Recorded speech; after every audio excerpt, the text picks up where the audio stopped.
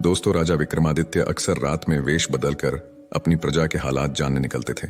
वह अपने सच्चे प्रेम से भरे दिल के साथ सड़कों पर घूमते थे। एक रात जब वह अमृत बेला में घूमते हुए शहर के चक्कर लगा रहे थे, उन्होंने देखा कि एक युवा लकड़हारा एक पेड़ पर चढ़ रहा है। उसकी आंखों में जीवन की आशा और मेहनत की चमक थी। लेकिन तभी अचानक एक भयंकर भालू उस पेड़ पर चढ़ने लगा। राजा ने आश्चर्य से देखा कि भालू कैसे उस पेड़ पर चढ़ रहा है, क्योंकि यह आमतौर पर भालू की आदत नहीं होती। युवा लकड़हारे ने जब भालू को देखा तो उसकी धड़कनें तेज हो गईं। डर के मारे उसने पेड़ की शाखा छोड़ दी और सीधे धरती पर गिर पड़ा। उसकी जान चली गई। वहीं भालू ने पेड़ से नीचे उतरते ही अपनी असली पहचान बदल ली और एक खूबसूरत लड़की का रूप धारण कर लिया। राजा विक्रमादित्य दूर से यह नजारा देख रहे थे। उनका मन जिज्ञासा से भर गया। वह सोचने लगे, यह लड़की अब क्या करेगी। कुछ ही समय बाद राजा के दो सैनिक जो रात की गश्त पर थे वहां पहुंचे। संयोगवश वे असली भाई थे।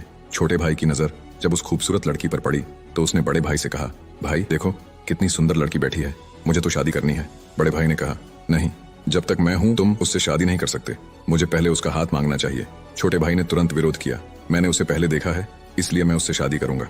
दोनों भाइयों के बीच बहस बढ़ गई। अंततः बड़े भाई ने सुझाव दिया, हम क्यों ना उससे पूछें, जो भी उसे पसंद आएगा वह उससे शादी कर लेगा। जब दोनों भाई उस खूबसूरत लड़की के पास पहुंचे, बड़े भाई ने पूछा, हे सुंदरी, तुम कौन हो और यहाँ क्या कर रही हो। लड़की ने जवाब दिया, मैं पास के गांव में रहती हूँ और अपने पति की खोज में इस जंगल में घूम रही हूँ। छोटे भाई ने पूछा, तुम्हारा पति कहाँ है, अगर तुम चाहती हो तो हम तुम्हारी मदद कर सकते हैं। लड़की ने मुस्कुराते हुए कहा, मैं अभी अविवाहित हूँ और एक योग्य व्यक्ति की खोज में हूँ।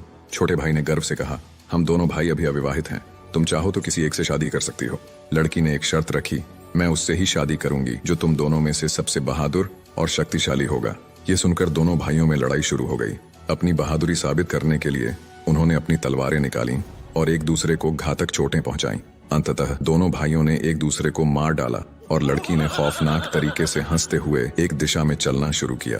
राजा विक्रमादित्य जो दूर से यह सब देख रहे थे, एक कदम और बढ़ते हुए उस लड़की का पीछा करने लगे। लेकिन इस घटना ने उनकी सोचने की शक्ति को जकड़ लिया। सूरज की किरणें धीरे धीरे चमकने लगीं, पर राजा विक्रमादित्य अपनी भूख और प्यास को भूल चुके थे। उनकी जिज्ञासा उस रहस्यमयी लड़की के बारे में जानने की थी। लगभग 200 कदम चलने के बाद राजा विक्रमादित्य की आंखें फिर से चौंधिया गईं। अब उस खूबसूरत लड़की ने अपना रूप बदलकर एक जहरीले नाग का रूप धारण कर लिया। वह नाग तेजी से आगे बढ़ा। नाग ने एक नदी के किनारे पहुंचकर कुछ क्षण रुका और फिर अचानक नदी में कूद गया। राजा विक्रमादित्य उस किनारे पर खड़े होकर यह सब देख रहे थे। थोड़ी ही देर में नाग ने एक नाव पर छलांग लगा दी, जिसमें लगभग 20 से 25 लोग सवार थे। जैसे ही नाग ने नाव में प्रवेश किया, वहां अफरा तफरी मच गई। लोग अपनी जान बचाने के लिए नदी में कूद पड़े। जो तैरना जानते थे वे तैरकर किनारे तक पहुंच गए और जो नहीं जानते थे वे डूब कर मर गए। कुछ समय बाद नाग फिर से नदी से बाहर आया और नदी के किनारे चलने लगा। विक्रमादित्य ने उस नाग का पीछा करना जारी रखा। कुछ दूर जाने के बाद राजा विक्रमादित्य ने फिर से देखा कि वह नाग एक वृद्ध ब्राह्मण के रूप में बदल गया है। राजा ने सोचा, अब यह सही समय है इस रहस्यमय प्राणी से जानकारी प्राप्त करने का। विक्रमादित्य तेज कदमों से उस ब्राह्मण के पास पहुंचे और हाथ जोड़कर नमस्कार किया। वृद्ध ब्राह्मण ने भी हाथ उठाकर अभिवादन स्वीकार किया और आशीर्वाद दिया। राजा विक्रमादित्य ने वृद्ध ब्राह्मण से पूछा, हे ब्राह्मण देव, तुम कौन हो। ब्राह्मण ने निराशा से कहा, क्या तुम नहीं देख सकते, मैं एक ब्राह्मण हूँ। राजा ने फिर से कहा, तुम झूठ बोल रहे हो, तुम ब्राह्मण नहीं हो, है ना। ब्राह्मण ने चिढ़ते हुए कहा, फिर तुम मुझे बताओ मैं कौन हूँ। राजा ने कहा, तुम वह नहीं हो जो तुम दिखते हो। ब्राह्मण ने उत्तर दिया, जो भी मैं हूँ तुम्हें उससे क्या मतलब, तुम अपने काम से काम रखो और अपनी राह देखो। राजा विक्रमादित्य ने दृढ़ता से कहा, मैं तुम्हें बिना सच जाने नहीं छोड़ सकता, तुम्हें सच बताना ही होगा। ब्राह्मण ने फिर कहा, मैंने तुमसे कहा ना कि मैं एक ब्राह्मण हूँ। राजा ने कहा, तुम मुझसे झूठ नहीं बोल सकते, मैंने तुम्हें तब से देखा है जब तुमने लकड़हारे को मार डाला था। फिर तुमने एक सुंदर लड़की का रूप धारण किया और उन दो सैनिकों को एक दूसरे को मारने पर मजबूर किया। फिर तुम जहरीले नाग में बदल गए और नदी में कूद पड़े। तुमने नाव पर सवार लोगों में अफरा तफरी मचाई। अब तुम एक वृद्ध ब्राह्मण के रूप में हो। सच सच बताओ, तुम कौन हो। राजा विक्रमादित्य की बातें सुनकर ब्राह्मण ने कहा, अगर मैं नहीं बताऊं तो तुम क्या करोगे। राजा ने अपनी तलवार निकालते हुए कहा, तब तैयार हो जाओ मरने के लिए। तुम्हें नहीं पता कि यह विक्रमादित्य की नगरी है। तुम इतने लोगों की जान लेकर इस पवित्र राजा के राज्य में जीवित नहीं रह सकते। अब सच्चाई बताओ। ब्राह्मण ने राजा की इस प्रशंसा पर जोर से हंसते हुए कहा, मुझे पता है कि यह शहर सम्राट विक्रमादित्य का है और तुम वही विश्व प्रसिद्ध सम्राट हो। फिर भी एक बात जान लो, तुम मुझे नहीं मार सकते। एक दिन आएगा जब मैं तुम्हें मरने पर मजबूर कर दूंगा। राजा विक्रमादित्य उसकी बातों को सोचने लगे। जो इस भेष में भी मुझे पहचानता है वह साधारण व्यक्ति नहीं हो सकता। फिर उन्होंने थोड़ी विनम्रता दिखाई और कहा, अब जब तुमने मुझे पहचान लिया है, कृपया मुझे बताओ कि तुम सच में कौन हो। ब्राह्मण ने कहा, तुम एक राजा हो और राजहट पर अड़े हुए हो, इसलिए मुझे तुम्हें सारी बातें बतानी पड़ेगी, मगर तुम मेरी बातों में विश्वास नहीं करोगे, इसलिए सबसे पहले मुझे तुम्हें बताना होगा कि मैं कौन हूँ। तो हे राजा, ब्राह्मण ने कहना शुरू किया, अब ध्यान से सुनो कि मैं कौन हूँ और तुम्हारी राजधानी में क्यों आया हूँ। मेरा नाम काल है। तुम जानते हो कि इस दुनिया में जन्म लेने वाले सभी जीवों की मृत्यु निश्चित है, इसलिए इस भूमि को मृत्यु लोक भी कहा जाता है। जब कोई जीव माँ के गर्भ में आता है तो सब कुछ बनने के बाद आत्मा उसमें प्रवेश करती है और जीवन जागृत होता है। इसी समय उसके मृत्यु का समय, स्थान और परिस्थितियां भी सृष्टिकर्ता द्वारा निर्धारित की जाती हैं। हे राजा, ब्राह्मण ने आगे कहा, तुम जानते हो कि चित्रगुप्त हर जीव की जीवन और मृत्यु का रिकॉर्ड रखते हैं। जब किसी जीव की मृत्यु का समय आता है तो वह धर्मराज को सूचित करते हैं। अब चूंकि सभी जीवों की मृत्यु और मुक्ति का विभाग भगवान शिव के पास है, इसलिए धर्मराज भगवान शिव से अनुमति मांगते हैं कि उस जीव को मृत्यु दी जाए। जब भगवान शिव अनुमति देते हैं तो धर्मराज मुझसे यानी काल से कहते हैं कि जाओ और उस व्यक्ति की जान ले लो, तब मैं इस मृत्यु लोक में आता हूँ। ब्राह्मण ने अपनी बातें जारी रखी, मुझे पता होता है कि कौन जीव कब, कहाँ और किन परिस्थितियों में मरेगा। मैं उस जीव को निश्चित स्थान पर निश्चित समय पर पहुंचाता हूँ जहाँ उसकी मृत्यु लिखी गई होती है।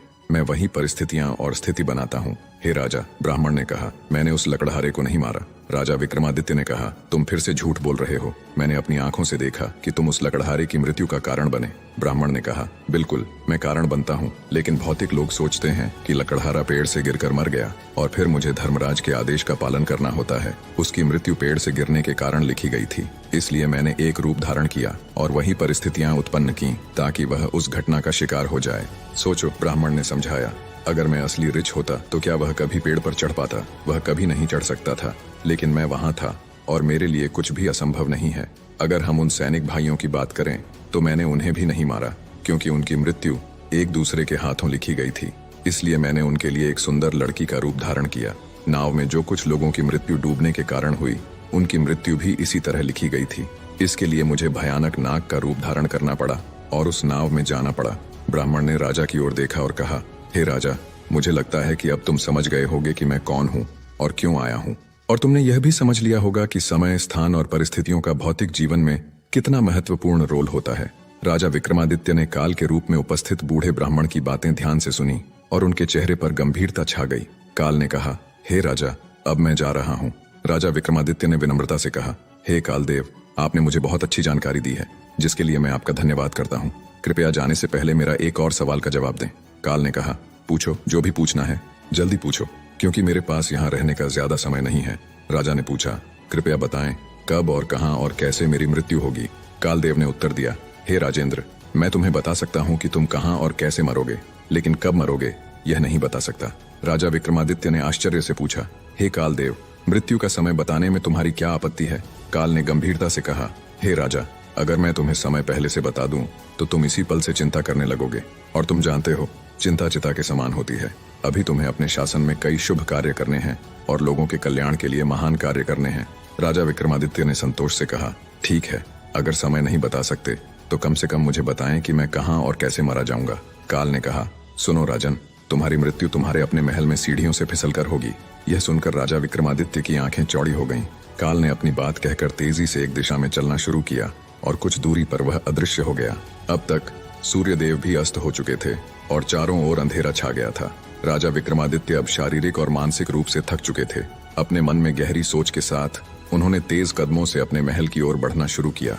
दोस्तों, आज की कहानी ने हमें एक गहरे सत्य से अवगत कराया कि काल किसी का इंतजार नहीं करता। चाहे राजा विक्रमादित्य हो या हम, हर किसी के जीवन में समय और परिस्थितियों की महत्वपूर्ण भूमिका होती है। इसलिए जीवन को संजीवनी की तरह जिए और हर पल का सम्मान करें। अगर आपको हमारी यह कहानी पसंद आई हो तो कृपया वीडियो को लाइक करें, अपने विचार कमेंट में शेयर करें और हमारे चैनल ट्रू प्रसंग को सब्सक्राइब करना ना भूलें। याद रखें, हर दिन एक नया अवसर है, इसे बेकार मत जाने दें। आपका धन्यवाद और अगले वीडियो में फिर मिलेंगे। जय श्री कृष्णा।